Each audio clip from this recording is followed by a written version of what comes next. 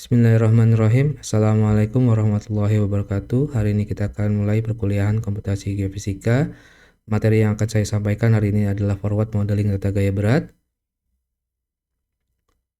Kita akan membahas mengenai teori metode gaya berat, kemudian persamaan forward modeling, kemudian juga ada forward modeling data gaya berat dengan menggunakan Python nantinya. Yang pertama, kita akan membahas dulu tentang teori metode gaya berat. Jadi prinsip dasar metode gaya berat itu berdasarkan hukum universal Newton ya, untuk gravitasi bumi berdasarkan bersamaan yang ini ya, F sama dengan G M1 M2 per R kuadrat. Dulu kita pernah belajar di fisika dasar ya, jadi ada dua benda saling tarik menarik, itu nilainya sebanding dengan G, percepatan gravitasi, nilainya adalah 0,674 ya. Kemudian dikalikan dengan massa benda 1 dan massa benda 2 dibagi dengan R, ini adalah jarak antar bendanya. Nah, kalau kita ibaratkan benda yang biru ini adalah bumi dan benda yang hijau ini adalah benda yang ada di sekitaran bumi. Jadi dia saling tarik menarik ya. Nah, ini adalah konsep dari gaya berat itu sendiri ya. Kemudian yang mau kita cari dalam metode gaya berat adalah percepatan dari gaya tarik buminya itu sendiri terhadap anomali dari benda yang ditariknya. Nah, dalam hal ini misalkan persamaan gaya beratnya tadi F ya. Kemudian kita kalikan dengan suatu massa, maka kita bisa menghitung percepatannya yang disebut sebagai percepatan anomali gravitasi ya. Nilainya adalah delta GR atau percepatan gravitasi bumi itu sama dengan G kali M atau konstanta gravitasi kalikan suatu massa. Di sini massa benda anomalinya, nanti misalkan kita taruh benda di bawah bumi, kemudian kita mencari nanti percepatan gravitasinya seperti apa, kemudian kita hitung dengan membagi dengan jaraknya ya, jarak dikuadratkan jarak antar benda dengan pusat buminya. Kemudian kita bisa turunkan dari persamaan ini mendapatkan persamaan percepatan gravitasi secara vertikal atau GZ di sini ya. Nanti teman-teman bisa menghitungnya.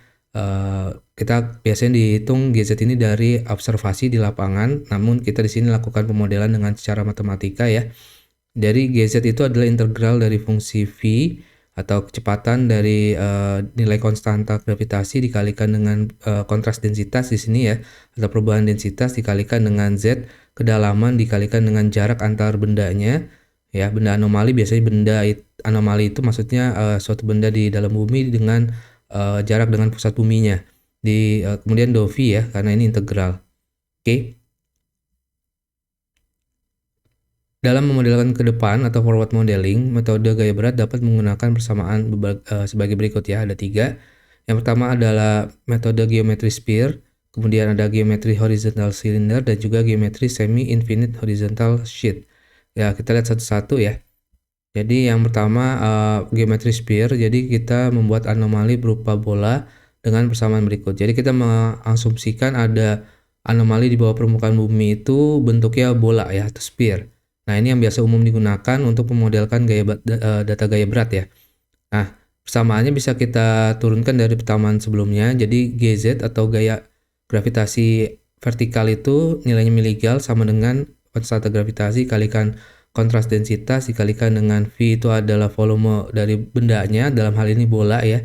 Nanti kita kasih volumenya berapa, kemudian dikalikan dengan Z-nya, kedalaman dari anomali bentuk bola tadi. Kemudian X itu adalah titik lokasi secara vertikal di permukaan bumi itu di mana titiknya, ditambah dengan kedalaman ya. Z ini kedalaman dipangkatkan 3/2. Jadi dengan persamaan ini kita akan coba memodelkan nilai anomali gravitasi di bawah permukaan bumi. Kemudian ada juga metode geometri semi-infinite horizontal sheet ya, membuat anomali berupa dua buah persegi panjang dengan persamaan berikut. Jadi kita ibaratkan ada benda yang bentuknya persegi panjang, namun nanti kita bikin seakan-akan dia berbeda posisi ya. Jadi seakan-akan dia akan ada patahan gitu ya. Jadi patahan itu nanti kita gambarkan dalam bentuk anomali gravitasi yang akan teman-teman lihat modelnya. Nah, nanti kita bisa interpretasikan seperti apa ya kalau dia bentuknya vertikal, patahannya itu seperti apa. Nilai gravitasi yang bisa dihitung dengan menggunakan metode ini itu adalah GZ atau nilainya adalah miligal sama dengan 2 kali konstanta gravitasi dikalikan kontras densitas dikalikan T besar ini adalah ketebalan ya, thickness dari horizontal sheet-nya itu atau batang vertikal batang panjangnya itu berapa tebal ya. Nanti kita tentukan sendiri, terus kemudian dikalikan dengan konstanta 3,14 per 2 ya, atau pi per 2 min tangen minus 1 dikalikan x min z atau z x per z ya. Jadi ini keterangannya, silakan dilihat sendiri. Nanti gambaran dari metode geometri sphere seperti ini. Jadi kita ibaratkan ada anomali berbentuk bola di bawah permukaan bumi dan kita ukur ya. Jadi ibaratnya kita taruh anomali di bawah, kita kubur di bawah permukaan bumi, itu ada bentuknya bola ya. Nah, nanti seakan-akan kita mengukur di permukaan. Nah, hasil pengukuran di permukaan akan berbentuk seperti ini. Nanti kita pelajari setelah decodingnya ya.